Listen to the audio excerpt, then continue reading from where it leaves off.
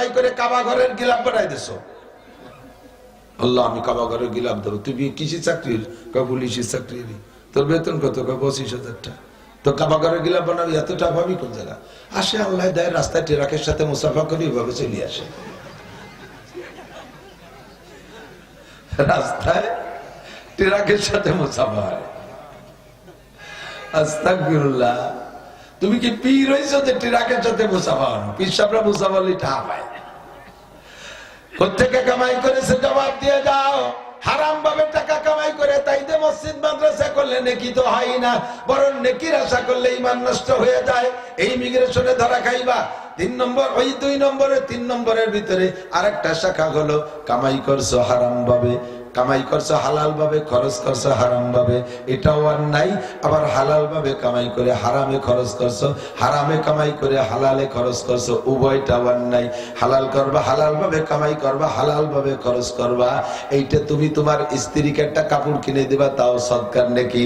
তোমার মারে একখান শাড়ি কিনে দিবা, তাও টাকাটা দান করার সওয়াব। তোমার স্ত্রীকে তুমি একখান নাকের দুল কিনে, নাকের ফুল কিনে দিবা, কানের দুল কিনে দিবা, তাতে তোমার আমল নামায় 7 ভরি স্বর্ণ আল্লাহর রাস্তায় দান করার নেকি হইয়া যায়। হাত্তাল লুকমাতে ফিফি হে, এমনকি কোন মহিলা যদি তার স্বামীর মুখে 1 লুকমা খানা তুলে দেয়, 1 লুকমা খানা তুলে দেয়, একটা ডালিমের দানা স্বামীর মুখে তুলে দেয়, একটা কুল বরই স্বামীর মুখের মধ্যে দিয়ে দেয়, একটা কমলা লেবুর দানা স্বামীর মুখে মোহাম্মদের সাথে তুইলা দেয়, আল্লাহর নবী বলেন ওই মহিলার আমল নামায় 7 ভরি স্বর্ণ আল্লাহর রাস্তায় সদকা করার নেকি লেখা হইয়া যায়। হালাল পন্থায় উপার্জন করলে এই নেকি। আল্লাহ পাক বলেন আমি তোমাদেরকে ধ্বংস করার জন্য, গজব দিয়ে শেষ করার জন্য আমি সৃষ্টি করি নাই। তবে আমি যেহেতু তোমাদেরকে বানাইছি, তোমাদের কাছ থেকে আমার কিছু কামনা আছে, একটা আশা আমার আছে, সেটা হলো ওমা খালাকতুল জিন্না ওয়াল ইনসা ইল্লা লিয়াবুদুন। অন্য যত সৃষ্টি করেছি সব বানাইছি তোমাদের খেদমতের জন্য। সব যত সৃষ্টি বলবেন, আপনি চেনেন আর না চেনেন, সবাই আমার আপনার খেদমত করে। কথা বল। আর শুধু আমাদেরকে বানাইছে আল্লাহ কি জন্য? তার ইবাদতের জন্য। আল্লাহকে আমার ইবাদত যতদিন করবা অতদিন আমার পুরস্কার শুনে নাও। ওয়ালাউ আন্না আহলাল কুরা আমানু ওয়াত্তাকাও লাফাতাহনা আলাইহিম বারাকাতিম মিনাস সামাই ওয়াল আরদ। তুমি যদি ঈমানদার হয়ে যাও, তুমি যদি মুত্তাকিন পরহেজগার হয়ে যাও, হে দুনিয়ার মানুষ, তুমি যদি আমি আল্লাহর উপরে বিশ্বাস স্থাপন করো, আমি আল্লাহ আছি এই কথা তুমি স্বীকার করো, তুমি যদি এই বিশ্বাসটা অন্তরে বসায় নিতে পারো, ওয়াত্তাকাও, আর কিয়ামতে আমার সামনে দাঁড়িয়ে তোমার জীবনের 4টি মুহূর্তের ইমিগ্রেশন হবে, 4টি মুহূর্তের ইমিগ্রেশন হবে। বিমানে উঠতে চেক হয়, সেই বিমানের পরিভাষায় এই চেককে বলে ইমিগ্রেশন। 4টি ইমিগ্রেশন বিমানে হয়। 1 নম্বরে মাল ব্যাগেজের ইমিগ্রেশন হয়, 2 নম্বরে পাসপোর্ট ইমিগ্রেশন হয়, 3 নম্বরে টিকিট ইমিগ্রেশন হয়, 4 নম্বরে বডি ইমিগ্রেশন হয়। বডির ভিতরে কোনো অবৈধ কিছু আছে নাকি এটার একটা চেক হয়। এই 4টে চেকের পরে যদি পাস করতে পারেন তাহলে আপনি বিমানে উঠতে পারবেন, দেশে বিদেশে যেখানে যাইতে চান যাইতে পারবেন। সেম কোয়ালিটি জান্নাতের বিমানে উঠে আপনি জান্নাতে যাবেন। তার আগে আল্লাহ পাকের দরবারে দাঁড়ায় 4টি ইমিগ্রেশন হবে। আমার বুড়ো বাবারা, যুবকরা, পর্দার আলের মামুনরা কান খাড়া করে লক্ষ্য করবেন। 4টি ইমিগ্রেশনের ভিতরে 1 নম্বর আন উমরিহি ফিমা আফনা, হিসাবটা দিতে হবে কিন্তু আল্লাহর সামনে, অন্য কোন ফেরেশতার সামনে না।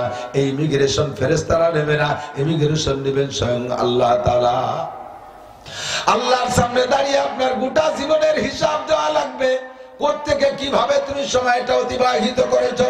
15 বছর বয়সে সাবালেগ হইয়া 70-80 বছর পর্যন্ত আমার 1000 মণ চাউল খেয়েছো, কত মণ ডাউল খেয়েছো, কত গ্যালন পানি খেয়েছো, কত টপ তেল পান করেছো, কত কিছু ব্যবহার করেছো বান্দা, কত কাপড় চোপড় ব্যবহার করেছো। সবই আমার দেয়া নিয়ামত। আমার নিয়ামত উপভোগ করে তুমি কার ইবাদত করেছো, কি করেছো, আমারে গোটা জিন্দেগির হিসাব দিয়ে যাও। দুনিয়ার মানুষের সামনে হিসাব দিতে গিয়ে এই বাংলার জমিনে সচক্ষে দেখেছি, চোখের সামনে দেখেছি। যারা মনে আছে একটু বলবেন। বর্তমান সরকার তো মোটামুটি শিথিল ভাবে তার এই তত্ত্ব অন্তর্বর্তীকালটা কাটায় যাচ্ছে। তার দায়িত্ব সে পালন করতেছে, ফাঁকে সামনে নির্বাচন দিয়ে সরে যেতে পারলে বাঁচে। কিন্তু এই আওয়ামী লীগের 15-16 বছরের আগে পরপর 3টে বছর চালাইছে 3 জন মানুষে, ফখরুদ্দিন, নিয়াজউদ্দিন, মঈনুদ্দিন। মনে আছে নাকি তত্ত্বাবধায়ক সরকারের আমল? সেই সময় আওয়ামী লীগ বিএনপি উভয় দলের নেতারা এই তত্ত্বাবধায়ক সরকারের কাছে হিসাব দিতে যে ধরা খাইছে। তার আগের সরকার ছিল বিএনপি, খালেদা জিয়া ছিল সরকার। সেই খালেদা জিয়া পর্যন্ত তত্ত্বাবধায়ক সরকারের সামনে দাঁড়াইয়া হিসাব দিতে পারে নাই, তার জেল খাটা লাগছে। আওয়ামী লীগের নেত্রীরও জেল খাটা লাগছে, উভয় দলের কত নেতাদের জেল খাটা লাগছে। মানুষের সামনে মানুষে দাঁড়াইয়া জবাব দিতে পারো নাই। এই তত্ত্বাবধায়ক ফখরুদ্দিন সরকারের কাছে নামাজের হিসাব দেওয়া লাগে নাই, রোজার হিসাব দেওয়া লাগে নাই, হজের হিসাব দেওয়া লাগে নাই, জাকাতের হিসাব দেওয়া লাগে নাই, তেলাওয়াতের হিসাব দেওয়া লাগে নাই, ফরজ ওয়াজিবের হিসাব দেওয়া লাগে নাই, জিনা ব্যভিচারী হিসাব দেওয়া লাগে নাই, মদ গাঁজায় আবার হিসাব দেওয়া লাগে নাই। মাত্র একটা হিসাবে ধরা খেয়ে গেছে, হাজার হাজার মানুষ ধরা খেয়ে গেছে। হিসাবটা হলো আনমালিহি মিন আইনা ইকতাসাবা ফিমা আনফাকা। তুমি ঢাকায় আসলে গার্মেন্টসের চাকরি করতে, হঠাৎ করে আঙ্গুল ফুলে কলা গাছ, এই জায়গা 20 তলা দালান দিলে কি দিয়া? কত কর? এই একটা প্রশ্ন না? তুমি আসলে বিলাড়াড়ি পায়ে হেঁটে আসলে বাড়ি থেকে ঢাকা আসার জন্য তোমার ভাড়ার টাকা ছিল না। পদ্মা নদী তুমি কোনো মতে ফেরিতে ফাঁকি ফুকি দিয়ে পার হয়ে এরপরে মানিকগঞ্জের মধ্যে দিয়ে বিলাড়াড়ি ঢাকায় আসলা। এখন তুমি হেলিকপ্টারে বাড়ি যাও, এই টাকা তোমারে কে দিল? তোমার নামে কোন অ্যাকাউন্টের মাধ্যমে কি আসমান থেকে টাকা ঢুকছে? একটা হিসাব আমারে দিয়ে যাও। ফখরুদ্দিনের কাছে একটা হিসাব দিতে যে নেতারা সব রমজানের আগে এতেকাফে বসে গেছিল জেলখানা। ঠিক না? মানুষে তো পীড়িত আছে, একই জাতের মানুষ। তাই সে জায়গা যদি এত ভয়ের ব্যাপার থাকে, আর কত নেতা যে হিজরত করে ইন্ডিয়া চলে গেছে আর লন্ডন গেছে, তা তো আর কোয়ার কায়দা নেই। মুহাজিরে ইন্ডিয়া, ঠিক না? এখনো বহু নেতা পলাইছে কি পলাই নাই? মাত্র 4 মাস আগে যারা দেশ শাসন করছে, এখন তারা কোথায়? ফাইনাল ব্যাপার। আরে দুনিয়ায় নাই লন্ডন আর আমেরিকা, পাকিস্তান, দুবাই যে পালাইলা, কিয়ামতের ময়দানে আল্লাহ বলবেন ফাইনাল মাফার, কোথায় যাবি? ফানফুজু লা তানফুজুনা ইল্লা বিসুলতান। এই দুনিয়ার কোন জায়গা যাবি? সব জায়গা আমার রাজত্ব। হাসরের মাঠে কোন জায়গা পালাবি? সব জায়গা আমার রাজত্ব। পালায় সাইরে যেতে পারবি না। আই বুড়ো আমার কাছে হিসাব দিয়ে যা। চার দোকানে বসে কতক্ষণ গল্প করছিস, আর মসজিদে কতটুক সময় লাগাইছিস, মাদ্রাসায় কতটুক সময় দিয়েছো, স্কুলে কতটুক সময় দিয়েছো, কোরআন পড়তে কতটুক সময় দিয়েছো, নভেল নাটক পড়তে কতটুক সময় দিয়েছো, আরে জিকির ফিকিরে কতটুক সময় দিয়েছো, মোবাইল আর ফেসবুকের ভিতরে গেম খেলছো, আর তুমি কত কিছু করছো, এর জন্য কতটুক সময় দিয়েছো, আমার হিসাব দিয়ে যা।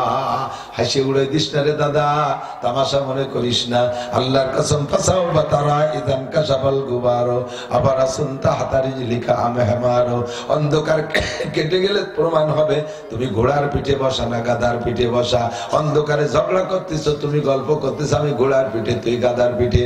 কয় আর মাত্র 1 ঘন্টা পরে অন্ধকার কেটে যাবে, বেলা উঠবে, আলো হইলে দেখবি কে ঘোড়ার পিঠে আর কে গাধার পিঠে। মর্দমারা সর্বসরদার খামেদা গাছতে বেদারা কেউ রব আজজাহা।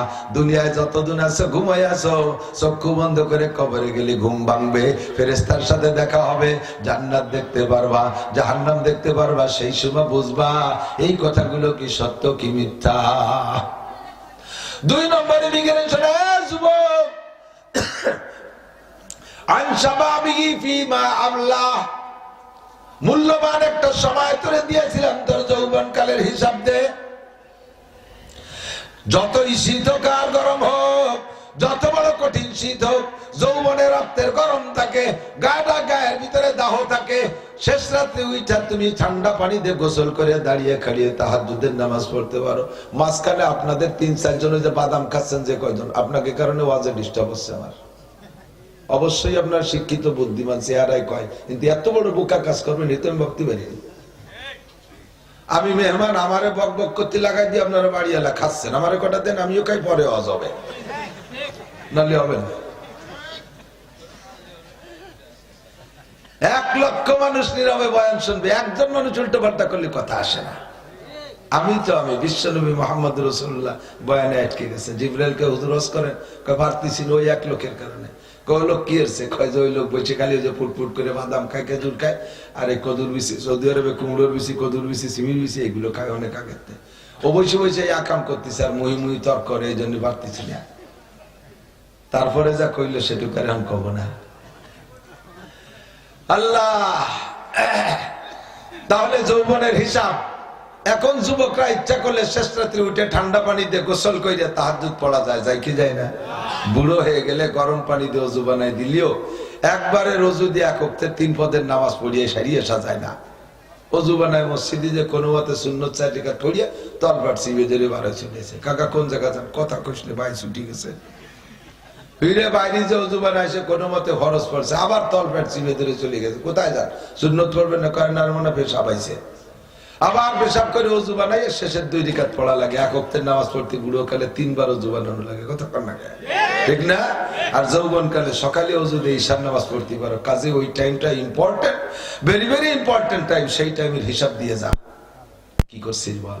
বাইসাইকেল চালাই সরমুনায় জাতি ভর্তি গেছিলি, ইস্তেমায় যাইতে পারতি গেছিলি, বাইসাইকেল চালাই দিয়ে উড়াকান্দি গেলি, তো ও জায়গা গেলি এ জায়গা গেলি দেখে। পায়ে হেঁটে 10 কিলোমিটার যে দুর্গা পূজায় শরীক হলি, তা 5 কিলোমিটার হাঁটে যে কেন মাহফিলি গেলি না? 4 দিন 5 দিন পর্যন্ত শিক্ষা সফর কুয়াকাটা, কক্সবাজার, সুন্দরবনে যাই আকাম কুকাম করে আসলি, 3টে দিনের জন্য তবলিগি গেলি না কে? কতক্ষণ হিসাব দেওয়া লাগবে না? অবশ্যই লাগবে। আনশাবাবিগি ফিমা আবলা, ভয় পাও আল্লাহকে। কি ভয় পাইবো আল্লাহকে? আল্লাহর সামনে দাঁড়িয়ে জবাব দিতে গেলে কেউ পারবো না। কথা বলেন। সিদ্দিকা আয়েশা বলেন, ওগো আল্লাহর নবী, আমরা কি আল্লাহর সামনে জবাব দিতে গিয়ে হিসাবে আটকে যাব? নবী পাক বলেন, আয়েশা রে, জবাবের চিন্তা করো না। মান হুসিবা নুকিসা, যেই হিসাবের কাঠগড়ায় দাঁড়াবে সেই ধরা পড়ে যাবে। আমি নিজেও সন্দিহান, আমিও কি হিসাবের কাঠগড়ায় দাঁড়ানো হই? আমি মুহাম্মাদুর রাসূলুল্লাহ যদি দাঁড়াই, তবু আমার ভয় হয় যে আমি ধরা পড়ে যাব। বিনা হিসাবে পার হইতে পারো নাকি সেই ব্যবস্থা করো। হিসাবের কাঠগড়ায় মোটে দাঁড়াতে চেষ্টা করবা না। আনশাবাবি ফিমা আবলা, কাজে যৌবন কালটারে পরিচ্ছন্ন রাখো যুবক, সাবধান হয়ে যাও। আল্লাহর নবী বলেন 2 নম্বর 3 নম্বর ইমিগ্রেশন হলো আন মালিহি মিন আইন আক্তাসাবা ফিমা আনফাকা, মাল সম্পর্কে জিজ্ঞাসিত হবা, কোত্থেকে কামাই করেছো, কোথায় খরচ করেছো বলে যাও। হালাল ভাবে কামাই করছো, আবার ঠিক হালাল ভাবে কামাই করছো, সারাদিন ভ্যান চালাইয়া রিক্সা চালাইয়া একেবারে ন্যায্য টাকা কেউরে ফাঁকি দিয়ে টাকা নেও নাই, মাথার ঘাম পায়ে চলে গেছে, রক্ত পানি হয়ে বেরিয়ে গেছে, সন্ধ্যাকালে 500 টাকা পাইছো, সপ্তাহে 3500 টাকা কামাই করেছো। শনিবার আসলি ব্যারাকের অফিসারে তার থেকে 3000 দিয়ে দিছো। সুবহানাল্লাহ। কামাই করছো হালাল ভাবে, খরচ করছো BRAC, Adams, Caritas, BR division, Nirban, Jagorani Chakra, ASA, Proshika, গ্রামীণ ব্যাংকের অফিসারকে কিস্তি শোধ দিছো। এইটা অবৈধভাবে খরচ করছো। হয়তো তাদের কাছ থেকে টাকা আইনা তুমি ঘর বাড়ি দালান কোঠা বানাইছো, জমি কিনছো, পরে নিজে হালাল ভাবে পরিশ্রম করে টাকা কামাই করে সেই সুদে দিনা শোধ দিছো। এইটা তুমি অন্যায় করেছো। চুরি করে, ডাকাতি করে কামাই করেছো। আরে ঘুষ খাইয়া মোটা টাকা কামাই করে কাবা ঘরের গিলাপ বানাই দিছো। আল্লাহ, আমি কাবা ঘরে গিলাপ দেবো। তুই কিসের চাকরির? পুলিশের চাকরির। তোর বেতন কত? 25,000 টাকা। তো কাবা ঘরে গিলাপ বানাবি, এতটা ভাবি কোন জায়গা? আসে আল্লাহ দেয়, রাস্তায় ট্রাকের সাথে মুসাফা করি, ভাবে চলে আসে। রাস্তায় ট্রাকের সাথে মুসাফা হয়। আস্তাগফিরুল্লাহ। তুমি কি পীর হইছো যে ট্রাকের সাথে মুসাফা হনো? পীর সাহেবরা মুসাফা হলে টাকা পায়। কোত্থেকে কামাই করেছে জবাব দিয়ে যাও। হারাম ভাবে টাকা কামাই করে তাই যে মসজিদ মাদ্রাসা করলে নেকি তো হয় না, বরং নেকির আশা করলে ঈমান নষ্ট হয়ে যায়। এই ইমিগ্রেশনে ধরা খাইবা। 3 নম্বর, ওই 2 নম্বরের 3 নম্বরের ভিতরে আরেকটা শাখা হলো কামাই করছো হারাম ভাবে। কামাই করছো হালাল ভাবে, খরচ করছো হারাম ভাবে, এটাও আর নাই। আবার হালাল ভাবে কামাই করে হারামে খরচ করছো, হারামে কামাই করে হালালে খরচ করছো, উভয়টাও আর নাই। হালাল করবা, হালাল ভাবে কামাই করবা, হালাল ভাবে খরচ করবা। এইটা তুমি তোমার স্ত্রীকে একটা কাপড় কিনে দিবা, তাও সদকার নেকি। তোমার মারে একখান শাড়ি কিনে দিবা, তাও টাকাটা দান করার সওয়াব। তোমার স্ত্রীকে তুমি একখান নাকের দুল কিনে, নাকের ফুল কিনে দিবা, কানের দুল কিনে দিবা, তাতে তোমার আমল নামায় 7 ভরি স্বর্ণ আল্লাহর রাস্তায় দান করার নেকি হইয়া যায়। হাত্তাল লুকমাতে ফিফি হে, এমনকি কোন মহিলা যদি তার স্বামীর মুখে 1 লুকমা খানা তুলে দেয়, 1 লুকমা খানা তুলে দেয়, একটা ডালিমের দানা স্বামীর মুখে তুলে দেয়, একটা কুল বরই স্বামীর মুখের মধ্যে দিয়ে দেয়, একটা কমলা লেবুর দানা স্বামীর মুখে মোহাম্মদের সাথে তুইলা দেয়, আল্লাহর নবী বলেন ওই মহিলার আমল নামায় 7 ভরি স্বর্ণ আল্লাহর রাস্তায় সদকা করার নেকি লেখা হইয়া যায়। হালাল পন্থায় উপার্জন করলে এই নেকি।